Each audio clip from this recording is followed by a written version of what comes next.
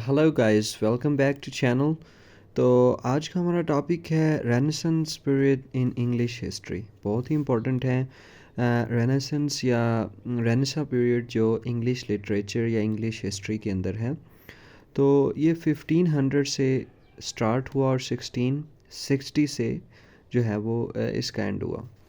अच्छा, इसका रेनेसेंस का मतलब क्या होता है, ये पीरियड क्या है, इससे लिटरेचर पर क्या इफ़ेक्ट पड़ा, क्या चेंजेस हैं, उसको बाद में हम डिस्कस करेंगे। पहले हमने स्टार्ट किया 1500 से, ये स्टार्ट हुआ 1500 से और 1660 तक ये रहा। तो इसकी हमने फर्दर डिवीजन किया, इसको 4 एजेस में डिवाइड किया गया। एक को कहते हैं एलिज़ाबेथन एज। एलिज़ाबेथन एज जो एक सेपरेट एज भी हम पढ़ते हैं, वो रेनेसां पीरियड का एक टाइम है, ठीक है। ये 1558 से 1603 तक था। जैकोबियन एज 1603 से 1625 तक। कैरोलिन एज 1625 से 1649 तक और कॉमनवेल्थ एज 1649 से 1660 तक। अभी ज़रा पढ़ते हैं ज़रा ब्रीफ बैकग्राउंड के रेनेसन जो है वो होती क्या है, ठीक है। तो अगर हम देखें इसका जो वर्बली इसका जो मीनिंग है ना रेनेसेंस का, ये है रीबर्थ या रिवाइवल, किसी चीज़ का दोबारा वापस आना, ये है रेनेसेंस, ठीक है। ये एक फ्रेंच लैंग्वेज से ये वर्ड लिया गया है, ठीक है। अब इसको रीबर्थ या रिवाइवल क्यों कहते हैं, उसका ज़रा हम देखते हैं कि ये क्या है। अगर हम इस पिक्चर को देखें तो इसमें ये 3 पीरियड्स मेंशन हैं जो इंग्लिश हिस्ट्री के अंदर हैं, क्लासिकल, मेडिवल या मिडल और फिर मॉडर्न। हम पहले इसकी बात करते हैं। तो ये जो क्लासिकल पीरियड था ना इंग्लिश अपना हिस्ट्री में, लिटरेचर की हिस्ट्री में, ये बहुत इम्पोर्टेंट था क्योंकि ये एज ऑफ कल्चर थी, एज ऑफ सोशल नॉर्म्स थी। यहाँ पर ह्यूमंस को इम्पोर्टेंस दी जाती थी और कहा जाता था ह्यूमन दे आर एवरीथिंग, ठीक है। और ये एक अच्छी एज कंसिडर की जाती है, ठीक है, लिटरेचर के पॉइंट ऑफ व्यू से। लेकिन ये जो मेडिवल है इसको डार्क एज कहा जाता है इंग्लिश लिटरेचर में, क्योंकि यहाँ पर जो इग्नोरेंस थी ये बहुत ज़्यादा हो चुकी थी, ठीक है। और लोगों ने जो है वो मज़हब को बहुत कुछ समझ लिया था, ह्यूमंस को डिग्रेड कर दिया था, ठीक है। उनको इम्पोर्टेंस नहीं दी थी और रिलीजन, चर्चेज़ और पॉप उनको बहुत ज़्यादा इम्पोर्टेंस दी थी। और इसमें लिटरेचर के लिए भी ये कोई अच्छी एज नहीं थी, मेडिवल एज, मिडल एज, ठीक है।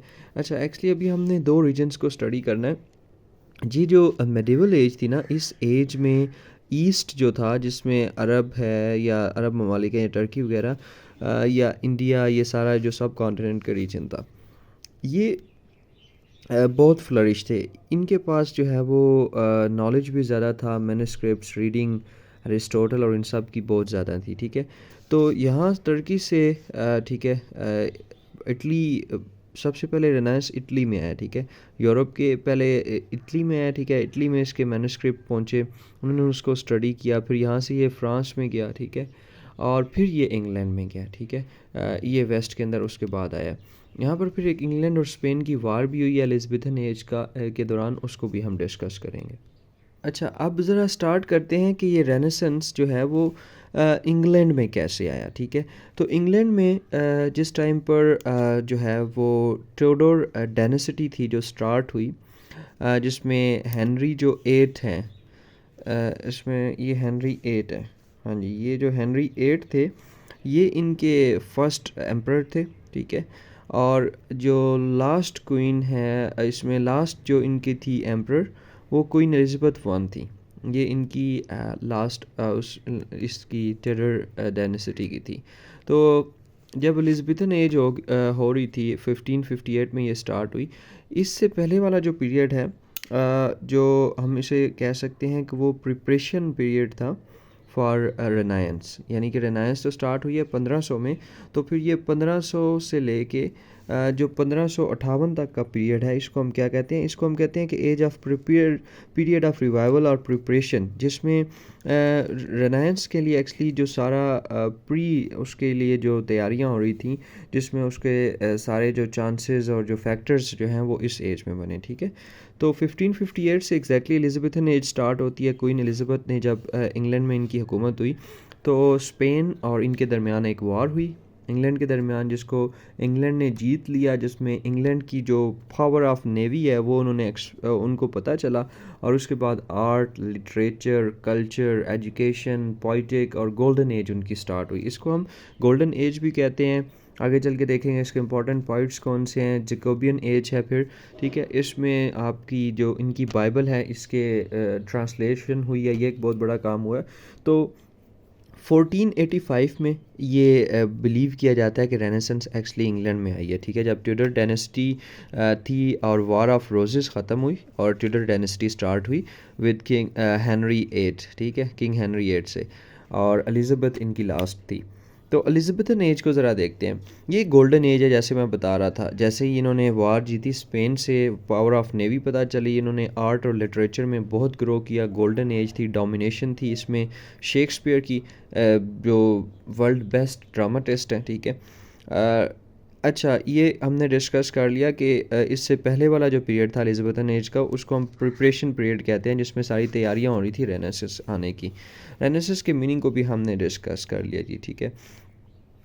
तो अब देखते हैं कि मिडल, हाँ, जो मैंने एक चीज़ बताई थी कि इंग्लिश लिटरेचर में एक्चुअली देयर आर 3, मॉडर्न और मिडल और उसके बाद जो क्लासिकल पीरियड था। तो मिडल एज जो थी 15 से 14th सेंचुरी तक थी, ठीक है। उसके बाद तो ये 15 में रेनेसेंस आ गया ना। जो मिडल एज थी 5 से 14 तक मिडल एज थी। इसको हम डार्क एज कहते हैं, ब्लैक एज कहते हैं, जिसमें लिटरेचर में कोई ग्रोथ नहीं, इग्नोरेंस हुई। Classical period in English literature history was better in civilization than medieval ages. अब रेनेसेंस को रिवाइवल क्यों कहा जाता है, रेनेसेंस को रेनाइसिंग क्यों कहा जाता है, ये ना सिर्फ यूरोप में आई है बल्कि ये यूरोप के दूसरे कंट्रीज़ में भी आई। इंग्लैंड में तो बाद में आई ना, ना सिर्फ इंग्लैंड में ही बल्कि यूरोप के बहुत सारे कंट्रीज़ में। अब इसको रेनेसेंस क्यों कहा जाता है, क्योंकि ये रिवाइवल है अपनी जो क्लासिकल हिस्ट्री थी, क्लासिकल एज थी उसका, जिसमें लिटरेचर को इम्पोर्टेंस दी जाती है।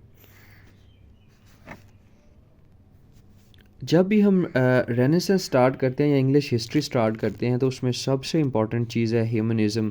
ये जो आइडियालॉजी है ह्यूमनिज़म, ये क्या थी? मैंने आपको बताया कि क्लासिकल जो टाइम था, जो ओल्ड एशियन टाइम था इंग्लिश हिस्ट्री में, वो बहुत अच्छा था। उसमें वो ये बिलीव करते थे कि मैन इज़ एवरीथिंग।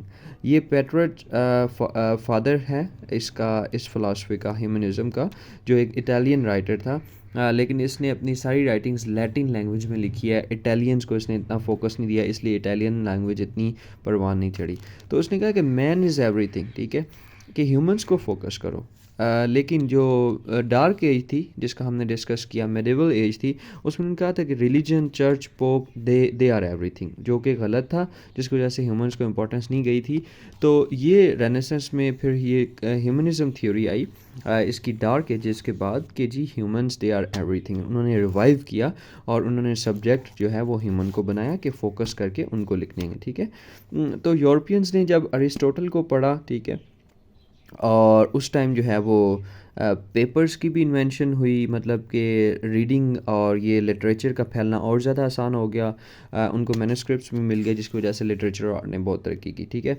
तो लिटरेचर पर ज़्यादा फोकस किया गया इंग्लिश रेनेस में बजाय कि दूसरी आर्ट्स के। This is one of the characteristics, ठीक है। ये चीज़ें हम डिस्कस कर चुके हैं। इंग्लैंड नेवी की जो पावर शो हुई, ठीक है, स्पेनिश आर्मी के अगेंस्ट आर्ट और लिटरेचर।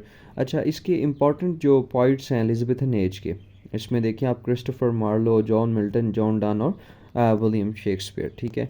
तो अब देखते हैं जी कि इसमें रेनेसेंस के इंपॉर्टेंट फीचर्स कौन से हैं। एक तो ह्यूमनिज़म मैंने बता दिया, इसमें ह्यूमनिज़म के human is everything, not the religion और द पोप और द चर्च, ठीक है। तो इसमें पोइटिक एवोल्यूशन हुई है, पोइट्री ने बहुत काम किया, ठीक है, बहुत डेवलपमेंट हुई। कल्चरल रिवाइव हुआ जो हमारा क्लासिकल वाला था। Humanistic protagonist stories focusing on importance of humans with in their life and revival of classical literature, ठीक है, कि ह्यूमनिस्टिक प्रोटेगनिस्टिक स्टोरी थी जिसमें ह्यूमंस को प्रोटेगनिस्ट बनाकर उन पे स्टोरी लिखी जाती थी, नॉट द रिलीजन या फिर लाइफ आफ्टरवर्ड्स क्या होगी या उसके रिवार्ड्स क्या होंगे, उसको कम डिस्कस किया जाता था। So this was a brief overview and the important features and the important subdivisions of Renaissance period and the little background. Why it is called renaissance, और ये ईस्ट और वेस्ट से कैसे यहाँ पर आया, वेस्ट में कैसे आया, फिर यूरोप, इंग्लैंड, इटली से ये किस तरह इंग्लैंड में आया। तो ये इसका ब्रीफ ओवरव्यू था। Thank you.